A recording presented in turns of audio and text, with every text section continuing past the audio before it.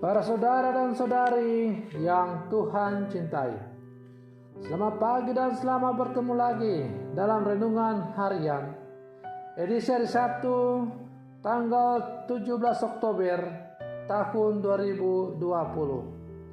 Hari ini gereja merayakan peringatan wajib Santo Ignatius dari Antioquia, seorang uskup dan martir.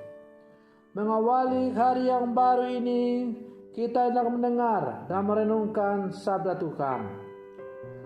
Marilah sebelum kita mendengar dan merenungkan sabda Tuhan, kita berdoa. Dalam nama Bapa dan Putra dan Roh Kudus. Amin.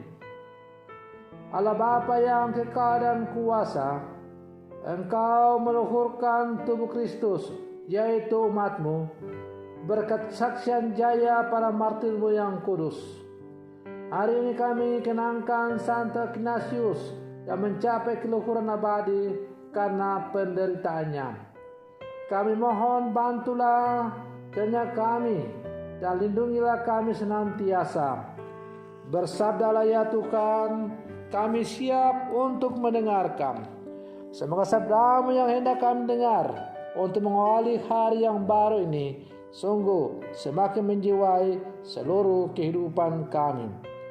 Terpujilah Engkau Bapa, Putra dan Roh Kudus, kini dan sepanjang segala masa. Amin.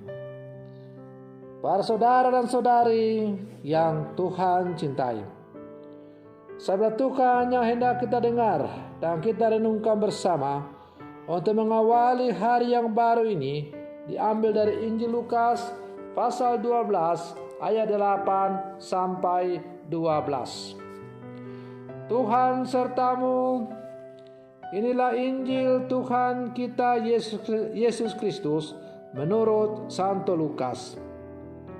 Sekali peristiwa, Yesus bersabda kepada murid-muridnya, "Barang siapa mengakui aku di depan manusia, akan diakui pula oleh Anak Manusia di depan para malaikat Allah. Tetapi barang siapa menyangkal aku di depan manusia, ia akan disangkal pula di depan para malaikat Allah. Setiap orang yang mengatakan sesuatu melawan Anak Manusia, ia akan diampuni. Tetapi barang siapa menghujat Roh Kudus, tidak akan diampuni. Apabila kalian dihadapkan kepada majelis atau pemerintah atau penguasa, janganlah kalian khawatir bagaimana dan apa yang harus kalian katakan untuk membela dirimu. Sebab pada saat itu juga Roh Kudus akan mengajarkan kepadamu apa yang harus kalian katakan." Demikianlah Injil Tuhan.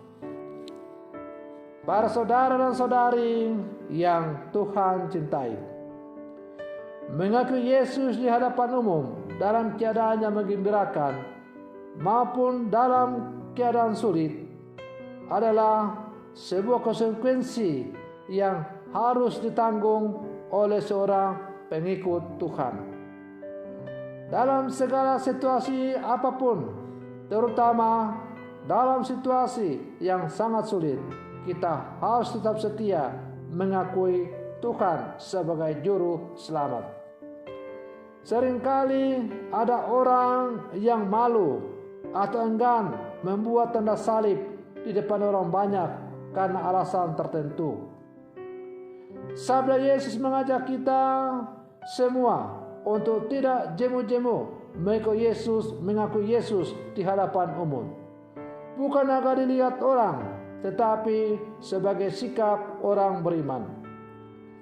Maka sebagai orang-orang Katolik, salah satu ciri khas orang Katolik adalah selalu mengawali dan mengakhiri doanya dengan membuat tanda salib. Maka sebagai orang-orang Katolik, janganlah kita malu untuk mengungkapkan identitas kita sebagai orang Katolik, meskipun kita berada di tempat-tempat umum. Karena identitas dengan melakukan atau mempraktekkan identitas kita sebagai orang Katolik, maka kita akan dikenal orang sebagai orang Katolik. Para saudara dan saudari yang Tuhan cintai, hari ini Yesus berkata, "Aku berkata kepadamu, setiap orang yang mengakui aku di depan manusia, Anak Manusia juga akan mengakui dia di depan malaikat-malaikatnya." Sabda Yesus menegaskan ketulusan dan kemurnian bersikap sebagai orang beriman dan dalam memberikan kesaksian tentang kebenaran nilai-nilai kerajaan Allah dalam tindakan kasih yang nyata. Abraham sebagai bapa kaum beriman telah menunjukkan contoh yang baik bagaimana harusnya memberikan kesaksian di hadapan banyak orang karena memiliki sikap iman yang sejati. Para saudara dan saudari yang Tuhan cintai, iman adalah teman seperjalanan yang menemani perjalanan hidup kita sampai akhir. Karena itu, iman yang adalah teman seperjalanan hidup kita dalam menjalani kehidupan ini, hendaklah selalu bercahaya dalam kehidupan kita agar ia mampu menjadi penerang dalam menerangi perjalanan kita menuju kepada rumah Bapa. Para saudara dan saudari yang Tuhan cintai, menjadi pengikut Yesus di zaman sekarang bukanlah perkara yang gampang. Ada begitu banyak tantangan-tantangan, godaan-godaan yang silih datang berganti. Bahkan tidak jarang demi iman itu atau karena iman itu kepada Yesus, kita kadang-kadang menghadapi penganiayaan yang sungguh luar biasa.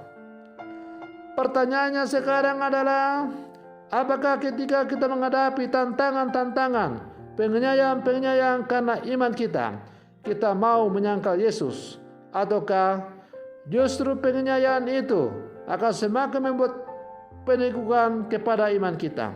Karena Ia sendiri telah bersabda, "Dunia akan membenci kamu karena namaku, tetapi barang siapa yang bertahan sampai pada kesudahannya, ia akan memperoleh hidup yang kekal." Para saudara dan saudari yang Tuhan cintai, kita yang hidup di tanah Papua ini, memang kita mungkin belum pernah mengalami tantangan-tantangan yang sungguh luar biasa. Kita mungkin belum pernah mengalami tantangan ketika kita sedang sembahyang, kelompok orang yang tidak senang datang membubarkan. Kita mungkin belum pernah mengalami di tanah Papua ini ketika kita membangun gereja, proses untuk mendapat izin begitu mengalami kesulitan yang luar biasa. Kita mungkin belum pernah mengalami di tanah Papua ini, kita didemo oleh kelompok-kelompok yang selalu menganggap dirinya sebagai yang paling benar karena iman kita sebagai orang-orang Kristen. Singkatnya, bahwa terkadang di sejumlah tempat di wilayah negara kita ini, kita tidak bebas untuk mengungkapkan iman kita sebagai seorang pengikut Yesus. Kita kadang-kadang dicap sebagai orang kafir karena itu layak untuk disingkirkan. Bahkan ketika kita sembahyang, tidak jarang kita pernah mengalami bom bunuh diri karena kita dicap sebagai orang-orang kafir. Para saudara dan saudari yang Tuhan cintai, dalam situasi demikian, apakah kita harus meninggalkan iman kita supaya kita memperoleh keselamatan dunia? Tidak. Sebagai seorang pengikut Yesus, justru tantangan-tantangan itu semakin membuat kita untuk semakin teguh dalam iman kita.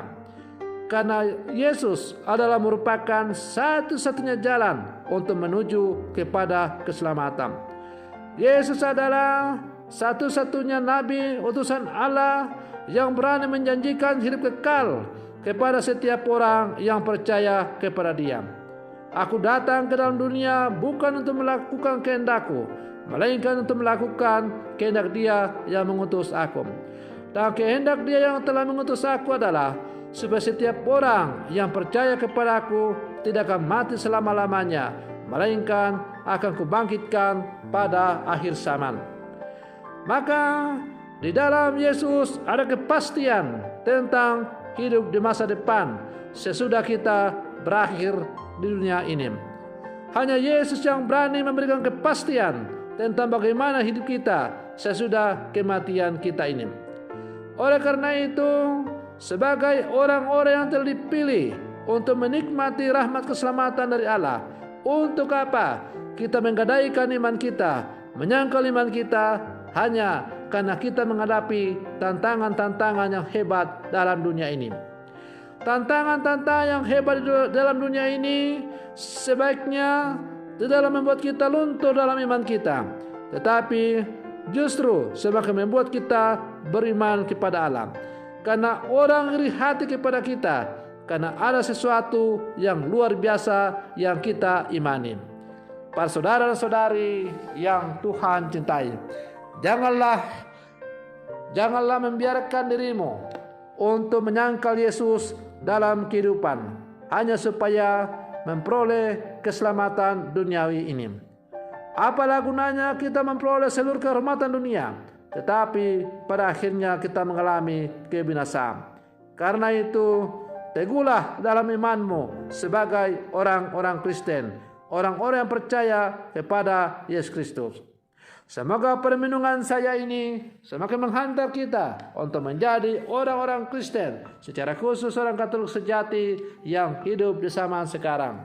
Semoga demikian. Selamat pagi. Tuhan Yesus memberkati.